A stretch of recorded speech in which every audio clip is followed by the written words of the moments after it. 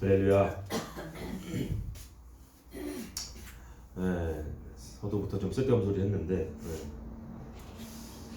우리가 며칠 전에, 그러니까 지난주라고 해야 되나? 며칠 전에 우리 시온이가 그 코로나 검사를 받았어요.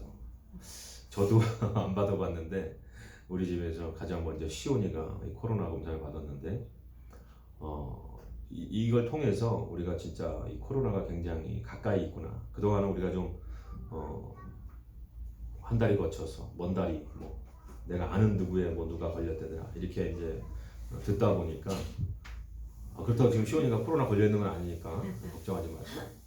마스크 같은 거는 잘들 알아서들 잘 하시고 또 누가 얼른 들어오면은 후다닥 또 하셔서 또 행정 처리 한 해 어쩌네 또 이렇게 또 시비 붙지 않도록 여러분들 조심하시고 앞에 이 가림막도 좀 알아보려고 그래요. 왜냐면 뭐 제 침이 막 튈까봐. 물론 조심하는 건 좋은 것 같아요. 이번 계기를 통해서 조심하는 건 우리가 해야 되겠다 생각도 했고, 또 교회가 너무 이렇게 좀 이렇게 물론 이 정부에서 너무 강포라고 여겨질 정도로 많은 부분 좀 이렇게 편파적으로 교회를 좀 더 억압하는 이러한 것들은 분명히 있습니다. 그런데도 우리가 좀 지혜롭게 그런 방역 당국의 어떤 지침이나 이런 것들을 좀 우리가 잘 또 따르는 측면의 어떤 그런 지혜로움도 필요할 것 같아요. 그러면서 교회가 좀 크면 뭐 교회뿐만이 아니라 그 지역에 좀 낙후된 곳도 다니면서 방역해 줄 수 있고, 또 계속해서 마스크라든지 마스크뿐만이 아니라 이 방역에 도움될 만한 것들을 좀 다니면서 좀 힘쓰고 하면 참 얼마나 또 세상에 빛과 소금의 역할을 또 감당하지 않을까 하는 그런 생각들을 참 두루두루 했어요. 제가 그전에도 너무 나라에서 이거 이러면 안 된다, 제가 이런 주의는 아니었거든요. 왜냐하면 우리가 좀 더 예배의 어떤 본질이 변하지 않는 이상 형태는 어느 정도 이렇게 온라인 예배라든지 비대면으로 드릴 수 있는 것이 정말 하나님 주신 우리의 자유함 가운데서 우리가 얼마든지 예배의 본질 되시고 중심 되시는 그 말씀, 그 하나님 되시는 그분의 앞에 우리가 예배할 수 있는 그 형태는 조금씩 시대에 따라서 달라질 수 있다라는 어떤 주의가 있거든요. 너무 보수적으로 이것을 뭐 어떻게든지 모여서 코로나 죽어서 야 우리 코로나 걸려서 죽으면 천국인데 이런 왜냐면 그 사람은 그런 믿음으로 천국 갈지 모르지만 아직까지 믿음이 없는 사람들에게 그것이 어떻게 비춰질 것이냐, 이 부분도 참 생각을 해봐야 되는 부분이다라고 생각을 항상 하고 있었는데 이번에 좀 코로나가 밀접하게 가까이 또 이렇게 까지 오는 것을 보면서 그래서 뭐 지난주에 이제 시온이가 가가지고 검사를 받는데, 그러니까 이제 학교에서 뭐 문자가 온 거예요. 그 반에 요새는 한 20명밖에 없어요. 자그마한 교실에 20명 정도 있는데 그 안에 이제 확진자가 뭐 있다 뭐 이런 식으로 이제 문자가 와가지고 빨리 받아라. 그리고 그 보건소 가서 뭐 어디서 왔다고 얘기하면은 이렇게 받는다고 해가지고 이제 받으러 갔는데, 이 추운 겨울에 아니면 밀폐 또 공간에 들어있다 보면 감염될 수가 있으니까 밖에서 줄 서서 기다리는 거예요. 근데 또 겨울이다 보니까 춥잖아요. 그러니까 그 한 2시간 밖에서 서 있어야 되고 다리도 아프고 어디 앉아 있을 데도 없고 계속 서서 기다리다가 이제 검사를 받고, 그리고 나서 이제 또 그것을 기다리는 동안 뭐 아무 데도 가면 안 돼요. 근데 참 엎친 데 덮친 격으로 또 갔다 왔는데 보일러가 고장 난 거예요. 그러니까 부모의 마음으로 이제 추운 데서 고생한 아이를 따뜻한 물로 씻기고 싶은데 보일러가 고장이 나갖고 온수가 안 나오는 거예요. 고장 난 지가 좀 돼가지고 전날 저녁부터 고장 나가지고 바닥은 이미 냉골이고. 근데 그 추운 데서 떨다가 검사 받고 온 애를 또, 왜냐하면 거기에 좀 확진 가능성이 있는 사람들이 모여 있는 데다 보니까 좀 우리가 기분도 그렇잖아요. 좀 어디 좀 이렇게 일하고 와도 씻는데 그런 검사소에 가서 검사를 받고 왔는데 뜨뜻한 물로 깨끗하게 머리부터 발끝까지 씻어주고 싶은데 이게 따뜻한 온수가 안 나오고, 물론 이제 대표소 정도 할 수 있지 않을까? 근데 이제 그 정도까지도 안 될 정도가 냉골이다 보니까 근데 참 이게 또 엎친 데 덮친 데 또 덮친 격으로 기술자를 불러야 되는데 이게 지금 확진 판정이 기다리고, 그러니까 뭐 확진이냐 아니 음성이냐 양성이냐 검사 결과를 기다리는 동안에 접촉을 또 피해야 되고 뭐 이런 여러 가지가 참 이게 지난 한 주간 그 짧은 한 이틀 3일간에 굉장히 마음이 힘들더라고요. 보일러라도 안 고장 났으면 좀 씻기고 좀 편안하게. 근데 거기다 엎친 데 덮친 데 엎친 데 또 겹친 게 4명 다 감기 증상이 있는 거예요, 가족들이. 시온이는 기침을 안 했는데 갑자기 그 코로나 왔다고 뭐 누가 생겼다고 해가지고 검사 받으라고 하기 전날쯤부터 갑자기 기침을 막 하고 애가 좀 미열도 있고. 거기다가 또 영광에는 안 흘리던 코를 또 흘리고, 거기다가 저는 몸살이 한 번 지나갔기 때문에 좀 이제 괜찮아졌다 싶었는데 갑자기 집사람이 갑자기 들어와가지고 여보 이 문자 보라고 하면서 시온이 반에 이런 일이 있어 빨리 검사 지금 받아야 돼 막 이러니까 갑자기 어지러운 거예요. 막. 갑자기 그 몸살 증세가 좀 괜찮아졌다가 완화됐다가 거의 이제 끝물이었는데 갑자기 처음에 그 멍멍대는 막 귀가 멍멍대고 머리가 핑 돌고 어지럽고 정신이 막 해롱되는 거예요. 마치 그 한마디에 내가 걸린 것처럼 막 몸이 굉장히 다운되고 안 좋고 막 그렇더라고요. 근데 집사람도 또 감기 기운이 있고. 그러니까 정말 이 엎친 데 겹친 데 따따블로 이 더블버거가 돼버리니까는 뭐 코로나 누가 떴다 반에 떴다 검사 맡아라 확진 뭐 이게 나올 수도 있어 기다려야 되는데 보일러 나갔지 애들 못 씻기지 춥지 거기다가 몸살기가 갑자기 다시 도지지 애들이 안 하던 기침 콜록콜록 그러니까 넷이서 그런 생각을 하는 거예요. 그러다 보니까 저도 어떤 생각까지 하겠어요. 만약에 여기서 다 걸리면은 같이 한 방에다 우리를 어떻게 좀 격리를 해주나? 아니면은 누가 걸렸을 경우에 누가 안 걸리고 누가 걸렸을 경우를 잡고 그 경우의 수를 자꾸 생각하다 보니까 만약에 영광이만 안 걸렸다면은 그럼 영광이 누가 맡아주나? 뭐 이런 생각까지 안 그렇겠어요? 근데 이런 생각도 드는 거예요. 시온이가 걸렸을 확률이 있다고 생각하니까 나도 시온이를 좀 이렇게 왜냐하면 누구라도 어른이 안 걸려야지 그걸 케어가 되지. 내가 그러니까 대신 걸려줄 마음은 있지만 걸렸다 그러면 누가 안 걸려서 남아서 이걸 뭔가를 해야 되는데 만약에 다 걸려서 다 잡아가 버리면 이게 또 만약 영광이 혼자 남았을 경우에 생각을 해보니까 외할머니가 그걸 따뜻하게 받아줄까? 친할머니가 받아줄까? 이런 생각까지 생각해봐요. 왜냐면 3명이 확진돼 갖고 갔으면 얘가 아직 검사해서 아직은 음성으로 나왔어도 확진으로 나올 수 있는 가능성의 여지를 또 생각하면은 그 할머니 할아버지가 그렇게 이뻐하던 녀석을 그냥 끄안고 잘까 아니면은 어디다가 침대 밑에 한쪽에다 저 끄트머리에다가 이렇게 해서 비닐 한 장 치고서는 재우지는 않을까? 또 우리 어머니 아버지는 어떨까? 아니면 좀 더 우리 장경화 전도사님 우리 장모님이 더 나을까? 여러분 생각해 보세요. 이 코로나 검사 하나 받고 그 2, 3일 동안에 여러분 안 그럴 것 같으시죠? 생각해 보세요. 만약에 이제 경우의 수가 이제 내가 만약에 가면은 보일러 누가 부를 것이며 예를 들면은 정말로 그리고 지금 당장 그 양성이 나와도 격리실이 지금 모자라기 때문에 바로 격리 조치가 안 돼갖고 뉴스에도 나오잖아요. 부모님 나이 드신 부모님들이 다 거기서 격리 조치돼가지고 치료받고 음성 판정받고 나왔더니 그 젊은 아들이 걸려 있는 거야. 그러니까 나를 빨리 격리해줬으면 좋겠는데 자리가 없다고 그 집에 있다 보니까 나 때문에 지금 고생하시고 오신 부모님 다시 걸릴까봐 그걸 막 인터뷰하는 걸 나오는데 그게 남의 일이 아닌 거예요 지금. 만약에 확진 떴다 하는 순간에 가서 우리도 검사 맡아야 되고 그러고 나면은 여러분 생각해보세요. 만약에 갈 곳이 없어서 여기서 만약 계속 있어야 된다고 하면은 그거 날 동안 보일러는 안 돌아가는 거 아니에요. 그러니까 호텔로 가야 되나? 호텔도 어떻게 누가 받아주고 그 양심상 그거 뭐 확진 떴는데 호텔 가서 자겠다고 말도 안 되는 거죠. 그러니까 이 냉골에서 다 날 때까지 음성 판정 받고 무슨 옛날에 진짜 흑사병 돌듯이 막 해가지고 아무데도 못 나가고 응? 냉동실에 있는 거 얼려 있는 것부터 하나하나 녹여 먹으면서 여러분 한번 생각해 보세요. 물론 이제 너무 많이 간 거 아니야? 너무 많이 간 게 아니라 가장으로서 어떤 경우가 됐을 때 어떻게 해야 되겠다는 어떤 생각을 안 할 수가 없는 거죠. 그래서 참 엎친 데 덮치고 덮친 데 겹치고 막 이게 막 여러 가지가 그러다 보니까 마음이 힘들더라고. 마음이 참 힘들었는데 오늘 이 성일교회 이미 본문을 지난주에도 우리가 하박국 1장을 했듯이 이 3장의 오늘 이 부분의 본문으로 제가 말씀을 나누려고 이미 지난주부터 작정을 하고 있는데 오늘 나눠야 될 이 말씀의 본문을 보니까 비록 무화과나무가 무성하지 못하여도 포도나무가 열매가 없고 감나무나무 소출이 없으며 밭에 먹을 것이 없으며 얼마나 우리의 양이 없으며 외양간에 소가 없을지라도 나는 여호와로 말미암아 즐거워하며 나의 구원의 하나님으로 말미암아 기뻐하리로다. 밤에도 잠을 안 자고 이 말씀을 새기는. 그러면서 한 가지 제가 깨달아진 것이 뭐냐면 우리가 이 찬양을 부를 때 굉장히 기쁘고 즐겁게 막 부르잖아요. 외양간 송아지 없어도 막 난 여호와로 막 돌고 막 춤추고 막 그냥 이거 손 이렇게 하면서 앞에 율동하면 따라하고 이렇게 부를 찬양이 아니더라는 거죠. 이 본문이. 오늘 16절을 보세요. 내가 들었으므로 그러니까 하나님으로부터 하나님의 계시 묵시를 본 거예요. 하나님 보여주시는 거예요. 들려주시는 거예요. 그걸 듣고 내 창자가 흔들렸고. 그러니까 어떤 내용이었죠? 신 바벨론이 이제 너희 유다 이스라엘을 완전히 그냥 더 강포하게 다 뺏어가고 잡아가고 죽이고 멸망할 아주 그냥 이 어마어마한 이 재난이 올 거라는 거에 대해서 말씀하시는 거예요. 얼마나 두려운지 그 본문 지금 6절 16절에 보니까 내 창자가 흔들렸대라는 거예요. 하나님이 그 말씀을 하실 때 창자가 흔들렸고 내 목소리로 말미암아 내 입술이 떨렸도다. 그러니까 말이 제대로 안 나오는 거예요. 무섭고 두렵고 떨리고.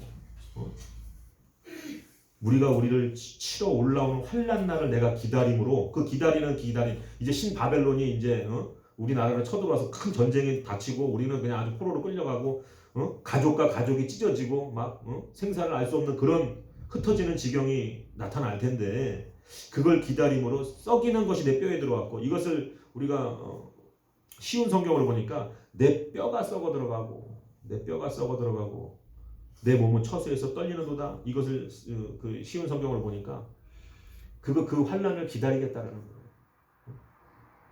여러분 그러고 나서 17절에 갑자기 느닷없이 비록 무화과나무에 갑자기 막 우리 생각해보세요. 교회에서 하듯이 무화과나무에 뭐 열매가 없어도 막 박수치면서 난 여호와로. 그러니까 이게요. 그런 상황에서 기뻐하고 즐거워하고 있다라는 고백이 아닌 거예요. 이 고백이 아닌 거예요. 근데 우리는 마치 그냥 정말 그럴 수 있는 사람인 것처럼 항상 그런 찬양을 쉽게 부르는데 그렇게 부를 찬양이 아니라 이거는 하나님이 보여주신 그 묵시 안에서 우리가 감당해야 될 것들 어마어마한 이제 큰 재앙이 있고 하나님 그 가운데서도 하나님의 구원을 베푸시겠지만은 정말로 그 가운데 우리가 치러야 될 감당해야 될 굉장히 어려운 그 환난을 이제 담대히 받아들이면서 그 가운데서 내가 하나님으로 말미암아서 이것을 이겨내고 견뎌내고 하나님 바라보고 참아내고 그 믿음으로 살아가겠다라는 다짐이라는 거예요.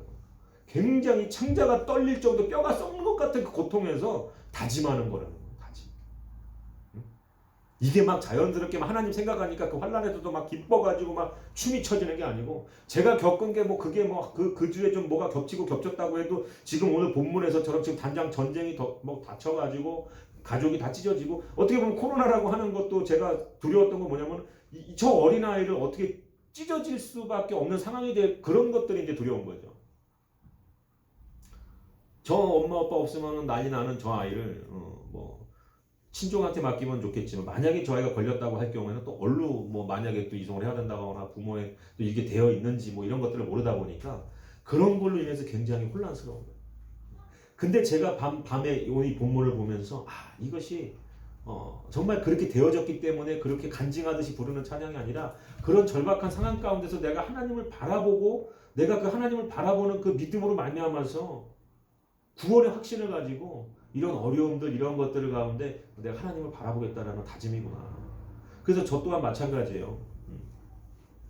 사실은 제가 코로나 검사를 이제 받으라고 데려다주고 그리고 차 댈 데가 없어가지고 같이 기다려주지 못하고 집사람이 갔다가 다시 오라 그래가지고 와서 저는 뭐 하겠어요? 이 자리에 와서 이제 기도하는 거예요. 근데 이 기도하는 자리에 딱 오니까 마음이 편안해지고 여기서 무릎 꿇자마자 순간적으로 그 모든 두려움이 없어지는 거예요. 꿇자마자 그냥 하나님 하는 그 순간에 그냥 하나님 주시는 그 마음은 평강이었어. 걱정하지 마라. 그렇게 말씀하신 것 같은 마음. 순간적으로 제 마음 가운데 있었던 그 세상적으로 여러 가지 상황 가운데 그 어떤 경우의 수에 그 경우 또 이런 경우 저런 경우 여러 가지 생각했던 그 짧은 순간의 모든 생각들이 하나님 앞에 그냥 내려놔지더라고요.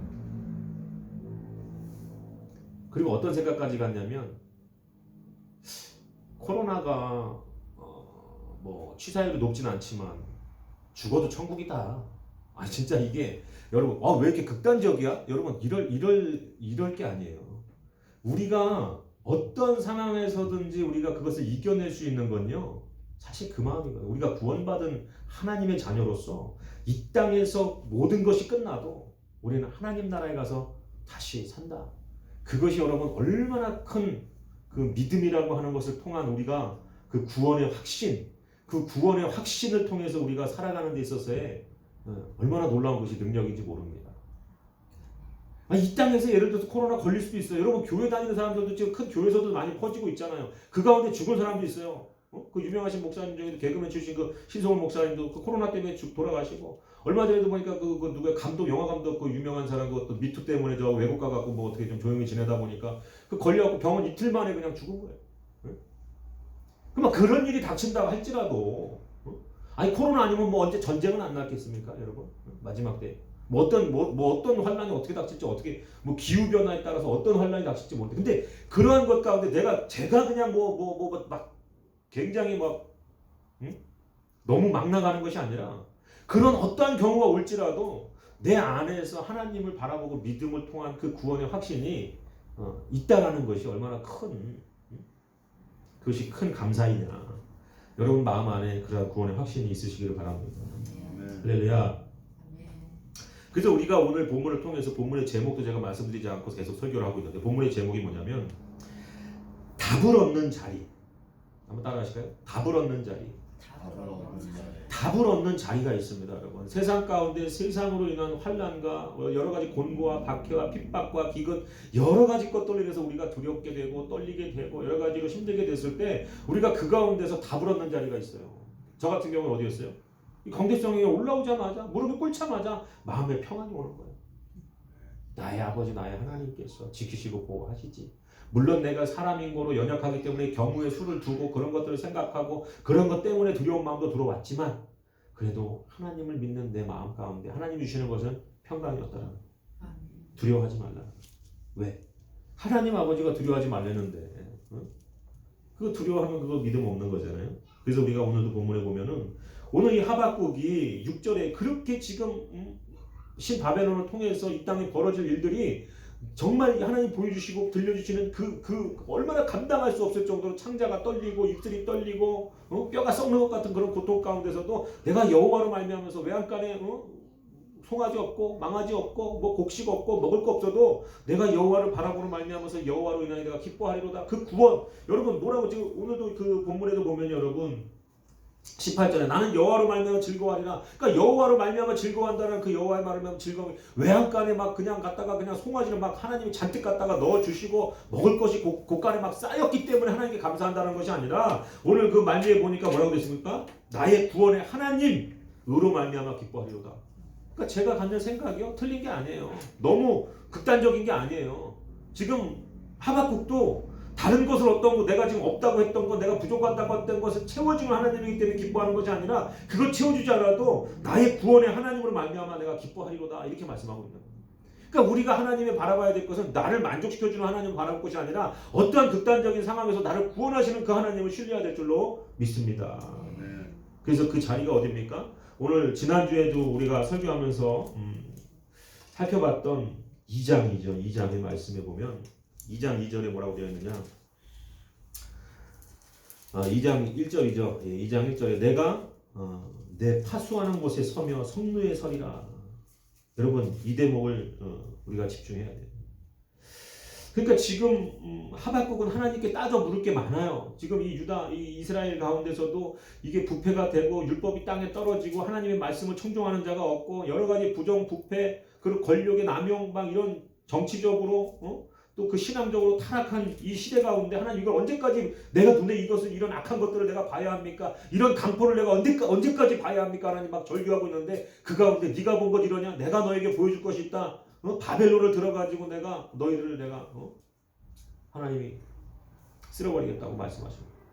근데 그 가운데서도 그 바벨론 우리 같은 그래도 우리가 바벨론보다는 의인인데 더 악한 악인을 들여다가 쓰는 것이 하나님 옳은 겁니까? 막 따져 물을 게 많은 거예요 지금. 그러고 나서 하나님께 또 기다리는 거예요. 응답을 기다리는 거예요. 하나님 뭐라고 말씀하십니까? 그러고 나서 그 하박국이 지금 어디에 섰다라고 표현하고 있습니까? 그 2장에 하나님의 말씀을 그 답 있는 자리, 그 오늘 본문의 제목, 그 답을 얻는 자리라고 하는 것이 다른 자리가 아니에요. 오늘 본문에 그 답이 있습니다. 오늘 본문은 아니고 2장에 보면은 내가 파수하는 곳에 서면 성루에 서리라. 거기가 바로 지금 이 파수하는 자리, 성루에 서는 그 자리가 바로 어떤 자리입니까? 답을 얻는 자리라는 거예요. 세상 가운데 그 두려움이 공존하고 여러 가지 세상의 잡음을 통해서 나를 막 올가매는 그 자리 가운데서 답을 얻지 못하는 거예요. 그러니까 어디로 올라가느냐? 지금 그 파수하는 자리 그 성루에 서서 하나님을 바라보는 거예요. 그가 내게 무엇이라 말씀하시는지 내가 기다리고 바라보며 얼마나 중요한 대목입니까? 뭐라고 말씀하시던지 내가 기다리며 내가 바라보며 어디에 서서? 그 파수하는 자리 그 성루에 서서 여러분 파수하는 자리라는 게 뭘까요? 영적으로 이것이 어떤 말씀이겠어요? 깨어있는 거예요. 깨어있는 거. 파수꾼. 그러니까 예를 들면 우리가 군대 갔을 때 불침번 설 때 보세요. 경계 근무 서는 거예요. 그러니까 사람들이 다 자고 있는 그 시간에 깨어있는 거예요. 내가 하나님 앞에 깨어 있겠습니다라고 고백하는 거예요. 그 파수의 자리, 남들이 다 잠들어 있는 그 자리 가운데 내가 하나님 깨어서 하나님의 목소리를 청정하고 내가 하나님을 바라보고 그 누구도 하나님을 바라보고 하나님의 뜻을 궁금해하지 않지만 내가 깨어서 여러분 깨어있는 자가 되시길 주의 이름으로 축복합니다. 여러분 가정에 깨어있는 자가 있어야 되는 거예요. 그 가정에 깨어있는 자가 있어야 되고 그 교회에 깨어있는 자가 있어야만이 그 교회가 안전할 수 있고 그 가정에 깨어있는 가장이 있어야지 그 가정이 안전할 수 있는 거예요. 그 가장이 그냥 내 생각대로 내 마음대로 내 뜻대로 다 그것을 그냥 살아버린다면 그 가정은 안전할 수가 없는 거예요. 하나님이 보호하신 가운데 있을 수가 없는 거예요. 그렇기 때문에 우리는 깨어 있어야 되는 거예요. 이 세상이 어두울수록에 지금 이런 시국일수록에 우리가 영적으로 깨어 있어야 될 줄 믿습니다. 여러분 깨어 있는 자는 어디서 예배 드리든지요 그 예배 하나님 앞에 그 예배가 드려지는 거예요. 그 본질적으로 우리가 영과 진리로 드리는 그 예배가 그냥 어떠한 장소에 국한되어지는 것이 아니라 내 삶 가운데서 그 어느 자리에 있든지 간에 하나님과 교통하면서 하나님이 원하는 뜻을 내가 받아서 순종할 수 있는 그 자리가 예배드리는 자리인 줄 믿으시길 바랍니다. 그래서 우리가 이 파수하는 자리, 내가 그 자리에 서겠다라는 이 다짐은 내가 하나님 앞에서 하나님 뜻 가운데서 하나님 보시는 그 불꽃 같은 눈동자 앞에 내가 깨어 있겠습니다. 하나님 여러분 앞에 그런 고백 듣기를 원하는 줄 믿으시기 바랍니다. 하나님 내가 깨어 있겠습니다. 지금 세상적으로 어렵고 여러 가지 환난과 공고 가운데 내 개인적인 여러 가지 생각이 다 빗나가고 내 계획이 틀어지고 여러 가지 사업은 어렵고 가정은 망가지고 있고 내 자녀들은 탈선하고 있지만 하나님 지금부터라도 내가 잠자던 눈을 깨워서 잠자던 나의 의식도 잠자던 나의 모든 영적인 그러한 것들을 말씀으로 깨워서 하나님 앞에 바르게 있겠습니다. 라고 하는 그 고백. 그 자리가 바로 응답 듣는 자리예요. 여러분 잠자는 사람한테 누가 얘기합니까? 하다못해 제가 잠자는 척만 해도 영광이가 저한테 와서 얘기 안 합니다.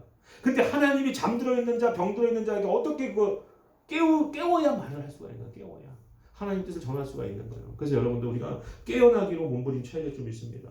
영이 잠들어 버리면요 안 되는 거예요.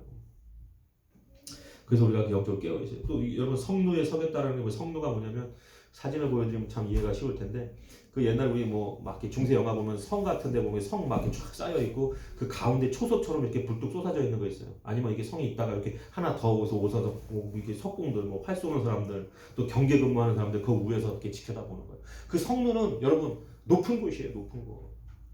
그 높은 곳이라는 건 뭘까요? 하나님과 가장 가까운 곳에 있겠다라는 거예요. 깨어 있겠다.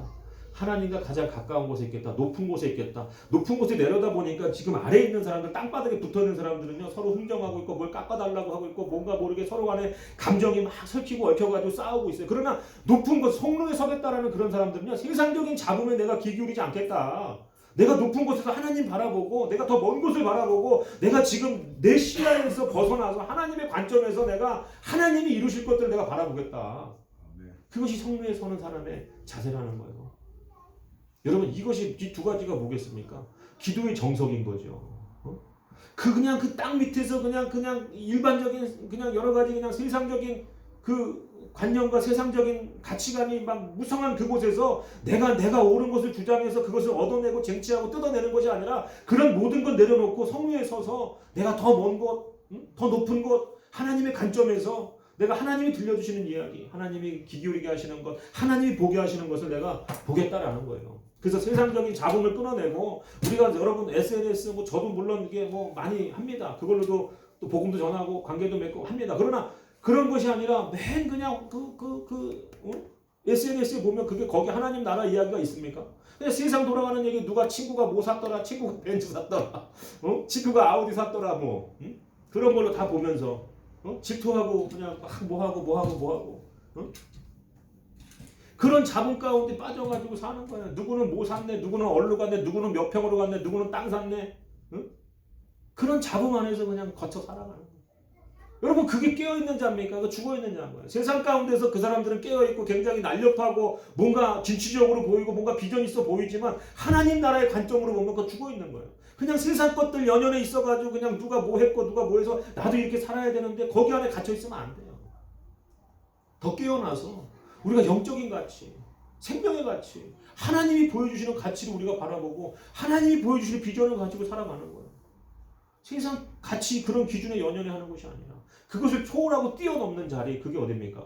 파수하는 자리, 그 성루, 거기에 서서 하나님을 바라보는 거예요. 저와 여러분은 이 어두운 시대 가운데 흘러가는 대로 살아가는 인생이 아니라 정말 그런 높은 자리, 높은 경지, 영적인 고지를 점령하고자 갈망하는 그런 마음이 있기를 원합니다. 그래서 저도 마찬가지. 그러니까 여러분에게 그런 자리가 있냐라는 것이죠. 우리 방이 한 칸이라서 기도 방이 따로 없는데. 여러분 그런 소리 하는 게 아니라 방석이라도 한 장 깔아놓고 그 방이 여러분 뭐 한 3평짜리면 어떻습니까? 원룸이면 어때요? 그 자리 가운데 방석이라도 하나 깔아놓고 테이블이라도 갖다 놓고 성경책 펴놓고 내가 그 파수하는 자리, 성로하는 자리를 만들어놔야 돼요. 응? 그러니까 목사니까 강대상이 있으니까 목사만 있는 거 아닙니까? 여러분 목사 성도가 어디 구별이 있어요? 여러분들 가정 가운데 여러분 여러 가지 이쁜 거 이렇게 꾸며놓고 명품으로 치장해놓고 그거 다 필요 없어요. 정말로 그 허름한 방석 한 장, 정말 요만한 그 테이블 하나, 거기서 하나님 앞에 눈물 흘려지는 그 장소가 없으면은 여러분들이 100평짜리 200평짜리 아파트에 살던지 뭐 그런 것과는 상관없이 여러분들에게는 재앙이 오는 거예요. 깨어있지 못하기 때문에. 잠들어 있는 자는 빼앗기고 노략질 당하는 거예요. 그러나 우리가 좁은 방에 살더라도 먹을 거 없이 살더라도 내가 깨어있는 그 자리를 고수하고 사수하다 보면 반드시 하나님이 그런 사람을 들어 쓰게 되는 줄 믿으시기 바랍니다. 저와 여러분은 그런 사람이 돼야 돼요. 제가 예전에 간증을 잠깐 하면은 신방 다니고 막 해야 되니까 전도사 때 한 10년 전이죠. 결혼 전이니까. 그때 이제 진짜 통장에 진짜 돈 한 푼 없을 때 진짜 배고파가지고 신학교 가운데 밥 먹는 거 구경하고 진짜 이런 소리 하면 진짜 제 스스로 눈물이 나. 그때는 못 느꼈어. 그때는 제가 안 불쌍했어. 왜냐면 주의종 되는 길이 40일씩 금식도 하는데 점심 한 끼 내가 밥, 돈 이거 없어서 못 먹는 거 그거 가지고 내가 뭐 그때는 웃었는데 지금 10년이 지나고 나서 내가 10년 전에 그 모습을 보면 간혹 저는 스스로 눈물이 나요. 왜냐면 불쌍하니까. 배고픈데 그 금식하고 있다는 금식이 아니거든요. 돈 없어도 못 먹는 거지. 그러니까 어떤 권사님이 밥값 내가 냈으니까 식당 가서 밥 먹어. 내가 매달 내줄 테니까 먹으라고. 아니라고 저 금식할 거라고. 근데 막 먹으라고. 그 이름도 아직까지도 제가 기억을 하잖아요. 최경일 권사님. 그래서 제가 밥을 먹고 다니는데 오토바이가 필요한 거예요. 근데 나가서 돈을 벌 수가 있습니까? 전도사가 없지요. 그러니까 기도하는 거예요. 산에 가서 기도하는데 하나님 신방 다니고 제가 쓰려고 여자 꼬시려고 옛날처럼 야타족 하려고 뭐 야타 해가지고 뭐 막 이렇게 불꽃 튕기고 댕기고 뭐 청룡 쇼바 올려가지고 막 이런 거 잭나이프 하고 이러려고 하는 거 아니잖아요. 하나님 신방 다니는데 너무 더워서 그냥 여름에 걸어가다 보면 땀이 줄줄 나갖고 어떤 집에 신방 가도 그냥 땀 흘리느라고 정신없고 오토바이 타고 시원하게 갔다 오고 얼마 아니 오토바이 한 대만 주세요. 근데 돈이 없잖아요. 그러니까 오토바이 딱 마음에 드는 거 얼마짜리인데 그거 달라고 이제 돈 좀 달라고 이제 그러고 기도하고 있는데 하나님이 갑자기 그러세요. 너 통장에 얼마 있냐? 그런 마음을 주시는 거예요. 통장에 내가 딱 그때 이제 청년 때니까 헬스장 3개월치 해가지고 싸게 지금 저기 하는 데가 있어. 남곡동에 한 12만 원 정도 제가 모아놓은 게 있는데 그것밖에 없어요. 그랬더니 됐든 그걸 누구 주려는 거예요. 나는 뭐가 필요한 게 있어가지고 달라고 하는데 그걸 누굴 주려는데 그 사람이 내가 볼 땐 나보다 돈이 많은데 근데 그걸 그냥 갖다 주려는 게 아니고 교회에서 그때 청년들 그러니까 뭐 학생 뭐 어떤 그런 뭐 수련회 비슷하게 가서 이제 그 세미나 교육받고 와야 될 게 있는데 그거를 이제 신청을 받는 거예요 선생님들한테. 근데 저는 당연히 담당 뭐 얘기 또 하니까 그거를 이제 교회에서 면제해 줬어요. 그 12만 원 되는 돈을. 그래갖고 저는 교육자니까 교회에서 내준 거죠. 그래서 이제 가게 됐는데 하나님 그런 마음을 줘요. 누구가 그 돈을 못 냈다. 가고 싶어 하는데 못 냈으니까 그 사람 대신에 그 돈을 교회에다가 그냥 입 쫙 다물고 내가 뭐 내줄게 하지 말고 그냥 교회 행정실에 가가지고 행정목사님한테 그냥 그 돈을 그 사람 이름으로 드려라. 이렇게 세밀하게 굉장히 하나님 그렇게 마음을 주시는 거예요. 그래서 제가 이 돈은 내가 헬스장 가서 이렇게 운동해갖고 여름에 이렇게 수련회 갔을 때 자매들 앞에서 알통 보여주고 해야 되는 그런 돈인데 이 돈 전 재산인데 이거 어떡하지 했는데 하나님 그렇게 하라 그래가지고 뭐 알통 안 보여줘도 저렇게 제일 이쁜 자매 꼬셔서 살잖아요, 그죠? 그런데 가서 이제 행정실 가서 물어봤는데 혹시 누구가 이 돈을 냈습니까? 그랬더니 안 냈대는 거예요. 신청만 해놓고 마감이 다 지금 끝나가는데 그 돈을 아직도 입금을 안 했다는 거예요. 하나님 참. 그래서 제가 그러면 이거를 그냥 그 사람 모르게 제가 내드리겠습니다 하고서는 이제 냈어요. 그러니까 그 사람은 이제 누가 내줬다는 얘기만 듣고 같이 이제 부산까지 가는 어떤 그 차에 버스에 올라탔는데 하필이면 내 옆자리 탔는데 내 마음 가운데 진짜 저는 그런 마음이 있는지 모르는데 하나님은 정말 대단합니다. 우리의 마음 가운데 죄된 것들이 있는 것들을 다 끄집어내요. 그러니까 청소할 때도 여러분 구석에 있는 것, 장롱 안에 있는 옷까지 다 끄집어내서 뭐 먼지 난 거 뭐 한 거 다 보풀에게 띄고 버리고 하나님 그렇게 막 깔끔하게 청소하는 분인데 제가 겉으로 볼 때는 얼마나 의로운 일을 했습니까? 어? 내가 진짜 12만 원밖에 없는 전도사가 그 모든 돈을 갖다 하나님 말씀에 순종해가지고 그 사람 대신 내주고 그 사람이 내 옆에 탔어. 얼마나 즐거운 여행입니까? 근데 그 사람이 계속해서 저를 격동시키기 시작하는 거예요. 저를 야금야금 약 올리기 시작하는 거예요. 계속해서 뭐 비웃장을 건드리면서 정말 막 혈압을 치닫게 하니까 저도 가만히 있을 수 있어요. 그러니까 몇 마디 툭툭 던졌더니 거기에 더 흥분해가지고 막 사람도 많은데 막 큰 소리가 나고 그러니까 같이 갔던 전도사님 한 분이 아니 어떻게 그래도 아무리 그래도 김정관 전도사님도 나이가 좀 많다고 해도 10살 정도 많았는데 그쵸 자매님 저렇게 너무 실수하는 거 아니냐 하나님이 저러다가 진짜 가만히 있겠냐 주의 종한테 저렇게 막말하고 함부로 하고 뭐 저는 되게 이런 얘기를 할 정도까지 삼자가 들어도 그렇게 들릴 정도로 막 하시는 거예요. 근데 제 마음 가운데 없었던 어떤 마음인데 없었던 마음은 아니겠죠. 있었지만 가리워져 있던 마음 하나가 드러났는데 그게 어떤 마음이었을까요? 뻔하잖아요. 야, 너 내가 돈 내줬어. 너 내가 12만 원 안 내줬으면 너 여기 지금 내 옆에 못 앉아 있어. 지금 부산까지 가는 차에 못 탔어 너. 이게 여기까지 막 올라오고. 너 임마 내가 돈 내줬어 임마. 너 돈도 없는 거 내가 내줬어. 내가 전재산인데 그 하나님 순종했고 내줬어. 여기까지 올라와. 근데 말은 안 하죠. 속에서 계속 이게 끓는 거예요. 그러니까 더 화가 나는 거예요. 왜? 자기 돈으로 온 것도 아니고 내 돈으로 온 사람이 내 옆에서 나를 계속 화나게 하니까. 하다못해 다리 짧은 것까지 얘기하고 인신공격까지 막 넘어가는 거예요. 그러니까 이게 사단이 기가 막히게 격동시키는 거예요. 그 화를 내게 만들고. 근데 하나님이 그 마음을 주시는 거예요. 오늘 이 본문의 말씀처럼 파수하는 자리로 가야 된다. 그래서 거기서 있는 동안에 제가 이제 이 굉장히 영적으로 그러니까 은혜를 받을 수가 있나요? 세미나 가서 막 춤추고 막 그 청년들 이제 어떻게 우리가 양육하면서 해야 되나 그 예배 배우다 보니까 막 뛰면서 찬양도 하고 하는데 제가 그 순간에 뭘 결심했냐면 금식을 하려면 오래 해야 되니까 그냥 단식으로 물도 안 먹고 하나님께 매달려야 되겠다. 왜냐면 이게 영적으로 이게 공격을 받으니까 거기 가서 내가 정말로 하나님 은혜를 받아야 되는데 그게 안 되는 거예요. 그래서 내가 하루 동안 물 한 모금도 안 먹고 24시간 동안 침만 삼키겠습니다. 하나님. 그러면서 하나님께 매달리겠습니다. 하니까 지금 아침 먹을 시간, 점심 먹을 시간, 저녁 먹을 시간에 저는 뭐 하겠어요? 기도할 자리를 찾는 거예요. 기도할 자리를. 그러니까 남들은 식당 가서 밥 먹고 커피 마시면서 그 남은 시간에 부산까지 와서 얘기도 하고 잠깐 짬이 나면은 또 그 부산 해운대 가서 바다도 보고 근데 저는 어디로 가느냐? 그 부산에 풍성한 교회라는 데가 있는데 거기 이제 교회 임직원들 물어보니까 그 기도굴이 있습니까? 기도하는 자리 기도실이 좀 있나 했더니 종탑이 되는 거예요. 근데 그 세미나 할 동안 그 조짜 가지고 한 명씩 거기서 기도를 하는데 거기 종탑으로 올라가는 동안에 방을 몇 개 만들어 놓을 거예요. 그러니까 기도실이 한 5개, 6개, 7개 모르겠어요. 근데 그 빈 곳을 찾는데 거의 다 비었더라고. 왜냐하면 그 뜨거운 8월 달에 여러분 한여름에 그 종탑 얼마나 뜨겁겠습니까? 들어가 앉아만 있어도 숨이 막혀. 사우나. 근데 그 안에 들어가서 1시간이고 2시간이고 미친 듯이 기도하는 거예요. 소리 지르면서 막 쥐야 하면서 그 남의 교회 가서 우통받고 기도했어. 우통받고 그 뒤에서 보면은 이 유리도 보이거든. 사람 있는지 없는지. 근데 그거 보거나 말거나 이 옷을 다시 입어야 되는데 그냥 이 옷을 입고 기도했다가는 그러니까 옷을 그냥 뭐 기도 안 해도 땀 나는 데인데 그냥 어차피 보여도 가슴 쪽보다는 이게 등이 보일 테니까 그냥 남자니까 그냥 옷을 우통을 벗고 거기서 1시간 2시간 막 부르짖는 거예요. 미친 사람처럼. 그때 하나님께서 건드리는 거예요. 내 마음 안에 있었던 거. 진짜 하나님의 의로 하는 것과 내 인간적인 의로 하는 것. 내 의가 살아가지고 누가 그냥 건드니까 그게 툭 튀어나오는 거야. 내가 내 전재산 12만 원 들여갖고 여기까지 내가 끄고 온 거야. 내가 데리고 온 거야. 내가 너 인도한 거야. 막 내가 했다라는 그게 막 얼마나 이게 강한지 그냥 막 여러분 그게 올라왔기 때문에 그걸 꺾기 위해서 한두 시간 막 그냥 부르짖어 목에서 막 그냥 막 쇳소리가 날 때까지 그 여름에 완전히 그냥 골로 갈 수 있는 그 자리에서 하나님과 씨름하는 거예요. 그 결과적으로 하나님과 씨름한다고 표현하지만 내 안에 있는 내 인간성, 내 죄성, 내 의. 그러니까 하나님의 의로 하는 것이 아닌 모든 하나님의 의를 그르치고 하나님의 계획을 그르칠 만한 그 내 죄성, 내 의를 가지고 막 씨름하는 거야.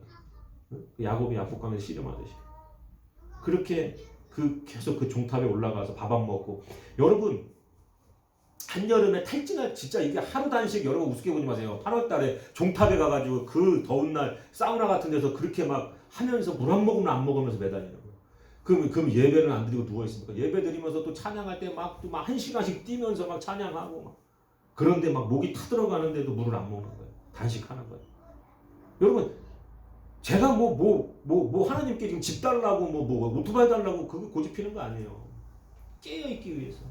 하나님 영적으로 지금 내가 은혜를 받고 하나님의 종으로서 사역을 해야 되다 보니까 지금 중요한 자리에 있는데 지금 이 사단이 이 사람을 격동해서 나까지 계속해서 넘어뜨리려고 하는 이 가운데서 내가 깨어서 내가 그 성루에 서서 정말 하나님의 뜻이 뭔지를 분별하고 영적인 고지를 점령할 때 그 사람도 내가 점령할 수 있는 거예요.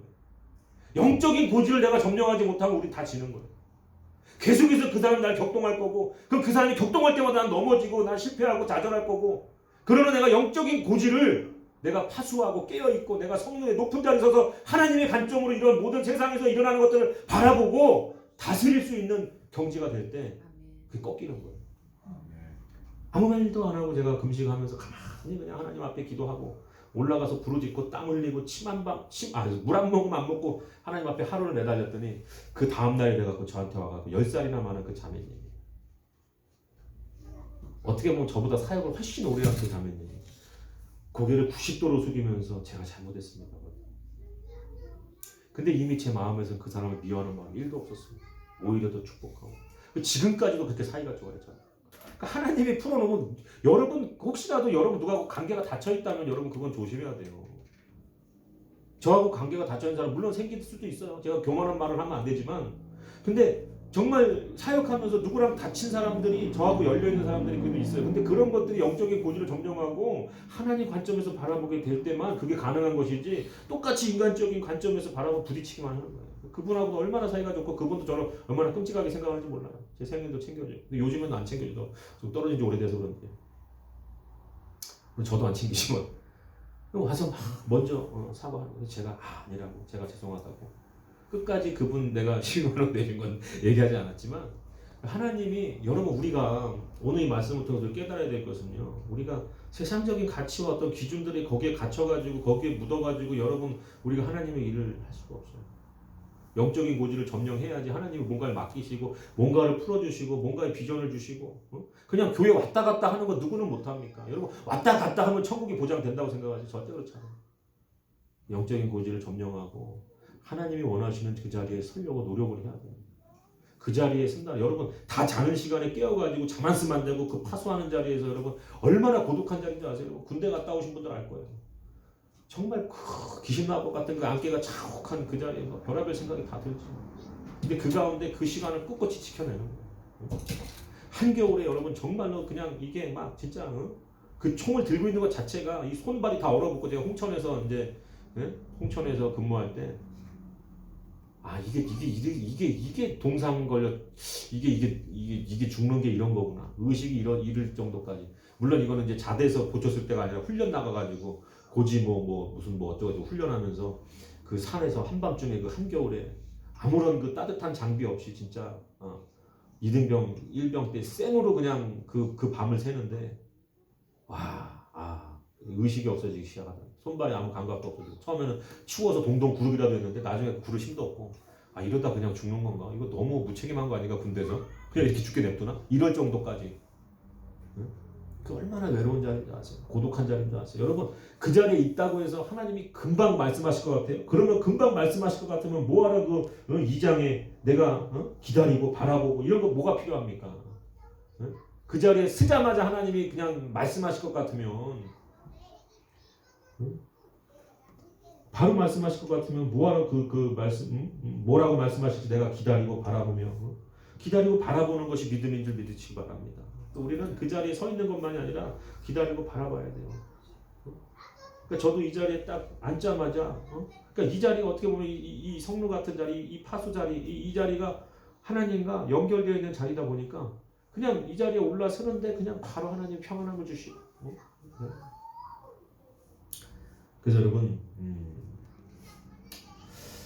우리가 하박국 선지자가 그 파수의 자리 성루에 섰을 때 하나님이 바로 말씀하시죠. 그 4절에 보니까 보라 그 마음은 교만하여 그 속에는 정직하지 못하나 의인은 그의 믿음으로 말미암아 살리라. 살 것부터 말씀하시는 분이에요. 그 다음에 밑에 구구절절히 어떤 재앙이 이를 것이고 그들이 얼마나 강포한지 하는 것 구구절절 설명이 되어 있지만 하나님이 두려워하지 말라고 먼저 말씀하시는 건 뭐예요? 의인은 그의 믿음으로 말미암아 살리라. 할렐루야. 믿음이라고 하는 것이 여러분 원어로 에무나라고 해요. 에무나. 이 에무나라고 하는 뜻이 뭐냐면 우리는 믿음으로 해석되어 있지만 이 히브리인들의 에무나라고 하는 그 원문의 그 원어의 뜻이 뭐냐면 하나님을 가리키는 말이에요. 이 에무나라고 하는 에무나. 그러니까 하나님을 향해서 하는 말이에요. 에무나. 이게 뭐냐면 하나님은 정말 신실하십니다. 하나님은 변함이 없으십니다. 하나님은 온전하십니다. 그러니까 하나님이 신실성을 드러내는 이 단어가 에무나라는 거예요. 근데 이걸 갖다 지금 이 본문에서 사람에게 적용시키면 어떤 뜻이 되느냐? 그 신실하신 하나님을 끝까지 바라본다라는 뜻인 거예요. 믿음이라는 건 그런 거예요. 그냥 밑도 끝도 없이 저 사람이 이렇게 하겠지 뭐 이거 그냥 내가 기대하는 게 믿음이 아니라 신실하신 하나님, 그 신실하신 하나님의 그 성품, 그 완벽하신 그 하나님을 부족하지만 인간으로서 그 하나님을 끝까지 우리가 어려움이 있거나 공고가 있거나 환란이 있거나 박해가 있어도 그 신실하신 하나님을 끝까지 우리가 바라보는 것, 그것이 에무나라는 거예요. 그러니까 믿음은요 그냥 뭐 믿으면 천국 간다고 해서 그 믿음이 그냥 내 마음에 믿어진다고 해서 이것이 그냥 이런 일반적으로 그냥 그 얄팍한 그런 믿음이 아니에요. 어떠한 극한의 상황에서도 내가 세상을 바라보는 것이 아니라 하나님 그 신실하신 그 하나님의 완벽하고 우리를 향해서 그 사랑이 무한하신 그 하나님을 끝까지 인내하면서 바라보는 거예요. 정말 저 높은 자리, 뭐 부한 자리, 어떤 명예의 자리, 권력의 자리에서 바라보는 것이 아니라 저 천박한 자리, 저 낮은 자리, 저 정말 빛도 없는 그 자리에서 끝까지 하나님을 바라보는 것이 그것이 믿음이라는 거예요. 우리가 그 믿음이 있어야 될 줄 믿습니다. 여러분 그 믿음이 있는 사람은 하나님 앞에서 사람 앞에서 신실할 수밖에 없어요. 거짓될 수 없어요. 교회 다니면서 거짓말하고 그 하나님 만난 적이 없어서 그래요. 그러니까 믿음이 없어서 그런 거예요. 믿음이 뭐예요? 신실하신 하나님을 바라보는 건데 여러분 그 하나님을 계속해서 바라보다 보면 그 바라봄의 법칙이 어떻습니까? 그 바라보는 대로 나도 변해 있는 거예요. 내가 신실하신 하나님을 바라보고 있는데 내 스스로가 신실하지 못하고 가정 안에서 거짓말하고 불려서 말하고 허풍 떨고 그렇게 되지 않는다니까요. 그냥 하나님 안에서 그 하나님을 바라보는 나는 하나님처럼 신실한 사람으로 변해가는 거예요. 그 말 한마디가 신중하고 거짓이 없어지고 저도 얼마나 거짓 뻥쟁이였는지 몰라요. 여러분. 근데 그것이 사단의 속성인 것을 알고 하나님과 멀어진다는 걸 알고 그 말을 통해서 사단이 역사한다는 걸 아니까 지금까지 참 하나님 만나고 하나님 믿으면서부터 바뀐 것 중에 하나가 그거예요. 거짓말을 못하게 되더라고요. 그렇다고 해서 어머니가 해준 밥 맛없을 때 이거 맛없어 이러라는 게 아니에요. 격 있게 말을 해야지. 사실만이 정답이 아닙니다. 거짓말 안 한다고 해서 맛없는 거 맛없다고 하라는 게 아니에요. 그 맛없어도 그 정성을 생각하면서 덕 있게 표현할 수 있는 사람이 된다는 거죠. 할렐루야. 그렇기 때문에 우리가 믿음이라고 하는 것은 그냥 입술로만 하는 것이 아닙니다. 그래서 여러분 우리가 오늘 이 2장 하박국 2장 그 4절 본문에 의인 그의 믿음으로 말미암아 살리라. 이 구절이 여러분 성경 신약에도 계속해서 반복되는 부분들이 있잖아요. 거기 보면은 히브리서 1장에 10장 보면은 히브리서 11장이 믿음장이라고 하지 않습니까? 그 믿음장으로 넘어가기 그 앞장에 그 10장의 후반부에 뭐라고 되어 있냐면 36절부터 제가 38절 그 후반 마지막 절까지 읽어드리면은 히브리서 10장에 뭐라고 되어 있느냐? 너희에게 인내가 필요하면 너희가 하나님의 뜻을 행한 후에 약속하신 것을 받기 위함이라.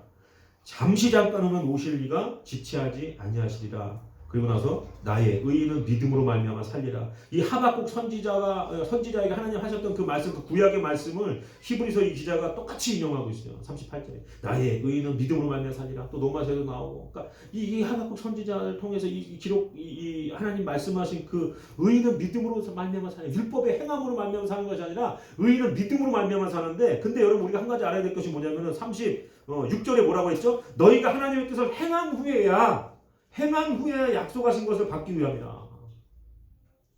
그러니까 믿음은 절대로요.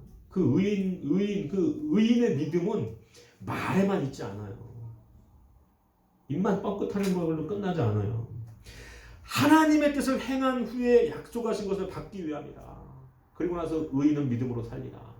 그러니까 우리가 하나님의 뜻을 행하는 것이 바로 믿음입니다. 그렇기 때문에 야고보서에도 뭐라고 합니까? 행함이 없는 믿음은 죽은 믿음이라고 하는 거예요. 근데 이 땅에 많은 사람들이 믿음이 있다고 하지만 그 입술로만 믿음이 있지 그 삶에 행함이 없는 거예요.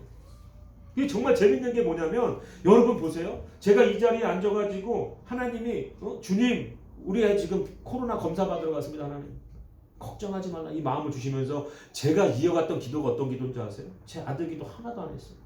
제가 잘났다고 지금 여러분에게 이게 뭐 의식되는 것이 아니라 하나님 평온하라고 마음 주시니까 그 아들에 대한 걱정이 사라지고 나니까 그 확진 그거 판정 나왔던 그 아이 재검 받는다라는 그 소식을 듣고 하나님 그 가정을 지켜주시고 얼굴도 몰라. 그러나 하나님 얼마나 그 가정이 얼마나 마음이 아프겠습니까? 왜냐면요 저 아이가 검사를 받고 기다리는 부모의 심정을 경험해 보니까요 지금 이 땅에서 코로나로 인해서 실질적으로 어려움 겪는 사람들에 대한 중보가 나오는 거예요. 그러니까 하나님의 마음은 그런 거예요. 이것도 행함의 반열에 들 수가 있는 거죠. 그냥 내 기도 내가 원하는 것만 되는 것이 아니라 그 어려움에 있는 처한 사람들 얼굴도 모르지만 그 사람들과 함께 울고 함께 웃을 수 있는 그 마음 하나님 주시는 그 중보의 마음. 제가 이걸 언제 경험했냐면 저희 결혼기념이 4월 16일이잖아요. 4월 16일 그 내년이면 10주년인데 집사람한테 제가 그냥 이렇게 그냥 선포해버렸네. 제주도 가자! 애들 맡기고 둘이만 10주년인데 그래도 한번 갔다 와야지. 응? 또 애들은 어떻게 해서 한 명씩 찢어서 맡기지. 장모님한테 한 명 맡기고 우리 엄마한테 한 명 맡기고 둘이 갑시다 막 이랬어. 근데 어떻게 될지 모르겠어요. 물론 이제 하나님 보내주셔야 합니다. 응? 근데 그 4월 16일이 사실은 그 세월호 사건이 있을 날이죠. 저희가 결혼 기념일 4주년 때인가 하여튼 그때 세월호가 그때 결혼기념일 해갖고 집사람하고 나가서 세트 메뉴 결혼기념일날 외식하는데 26,000원이었나요? 피자하고 파스타 2개 나오고 음료수 이렇게 해갖고 26,000원인가 제가 그 싸게 하는 게서 쿠폰 사다가 이제 가서 먹고 있는데 뉴스가 뜨는 거예요. 가라앉고 있다고. 그리고 나서 그게 남의 일이다 보니까 기도가 잘 안 나오더라고요. 근데 그리고 나서 얼마 뒤에 시온이 어릴 때죠. 그때 결혼하고 4주년 때니까 애기 태어나서 돌도 안 됐을 때 그 갓난아기가 집사람이 실수로 문을 닫다가 손가락이 껴버리는 거예요. 근데 참 이상하게도 하여튼 뭔가 좀 아이러니하게도 그 교회에 손이 껴갖고 손 부러진 애가 2명이나 있었어요. 기부스하고 온 애가 우리 시온이 만한 또래 애가. 응? 그 누구는 손이 껴서 부러져갖고 기부스라고 한참을 막 몇 달을 막 고생하고 씻지도 못하고. 근데 우리 시온이가 문에 탁 꼈는데 여기 이제 손톱 위에가 이제 살짝 찢기면서 피가 막 났어요. 근데 여러분 이 안에서 얼마나 화가 나는 줄 아세요? 집사람이 그렇게 일부러 한 것도 아닌데 막 그냥 가서 막 그냥 막 진짜 막 아니 내 새끼가 그거 뭐 돌도 안 된 새끼가 그 조그만 게 말 한마디 못하는 게 손가락에서 손이 껴갖고 부어갖고 피가 나고 피멍이 돌고 근데 감사하게 부러지지 않았잖아요. 뭐 비부스 하나도 안 했어. 그냥 약 바르고 말았어요. 꼬매지도 않았어. 근데 그러고 나서 기도를 하는데 하나님이 그 마음을 주시는 거예요. 너 어찌해서 지금 그렇게 세월호 때문에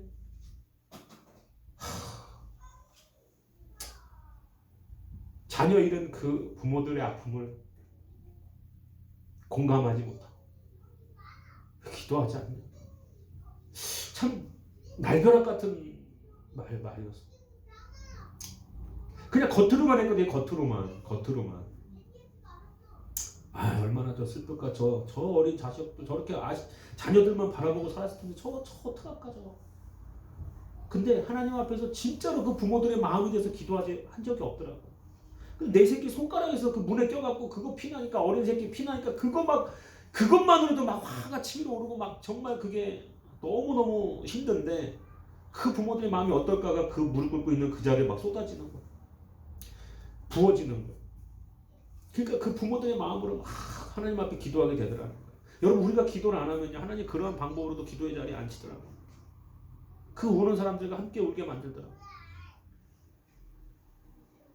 그래서 이 자리에서 그 코로나, 그 선생님, 그 반 아이들 누군지 얼굴도 다 모르지만 하나님 지켜주시고 그러면서 또 생각나는 게 우리 또 하나자매 베트남에서 와가지고 이제 남편은 2년 떨어졌는데 그 방에서 이렇게 살면서 지낸 하나자매 생각나서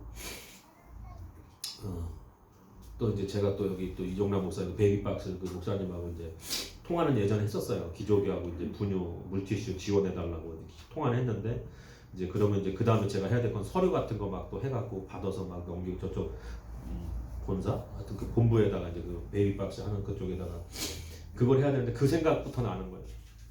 아, 내가 이걸 빨리빨리 해야지. 이제는 그 요양 그 저기 그 시설에서 나와서 이제 그 인천 그 아버지 집에서 이제 산다고 하니까 거기도 가보고 막 이 마음이 막 드는 거예요. 그러니까 처음에는 내 아들 코로나 양성 나오지 않아야 될 텐데 하는 마음에서 기도 시작했지만 하나님은 그 반과 그 선생님과 그 확진 환자 그 재검받는 아이와 부모와 그러면서 하나 자매 내가 더 빨리 움직여서 한번 가보고 뭐 하고 필요한 거 없는지 추운데 어떤가 지금 우리 집이 보일러가 터져갖고 애들을 못 시켰는데도 그 집 어떨까 뭐 저 집 어떨까 응? 하나님 그렇게 하는 거예요. 그러고 나니까 기도 뭐 오래 하지도 않았어. 그냥 그러고 나서 일어나가지고 막 전화해가지고 서류 뭐 필요한지 해가지고 하나자매하고 연락하고 위로하고 그거 서류 나한테 사진 찍어서 보내고 해가지고 그쪽에다 메일로 넘겨주고 이것저것 해가지고 이제 17일부터 아기 기저귀 뗄 때까지 기저귀 분유 물티슈 다 이제 해주기로 하고. 응? 그러니까 여러분 우리가 응답의 자리가 있습니다. 답을 얻는 자리가 있어요.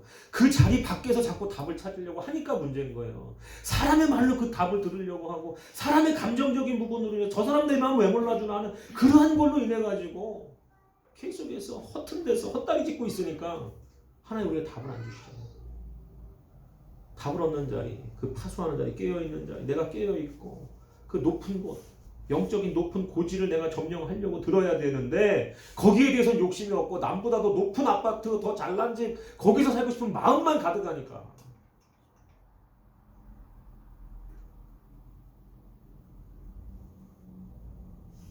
그 자리에 있어야 믿음이 자라고 그 자리에 있어야 소망이 생기고 그 자리에 있어야만이 이 답답하고 막막한 현실 가운데서도 하나님이 주시는 그 놀라운 은혜 가운데 빛 가운데 오늘 이 본문의 말씀, 이 하박국 선지자가 마지막에 찬양하지 않습니까? 나 이것저것 아무것도 없고 뭐 외양간에 뭐 아무것도 없고 먹을 거 없어도 나 여호와로 말미암았어.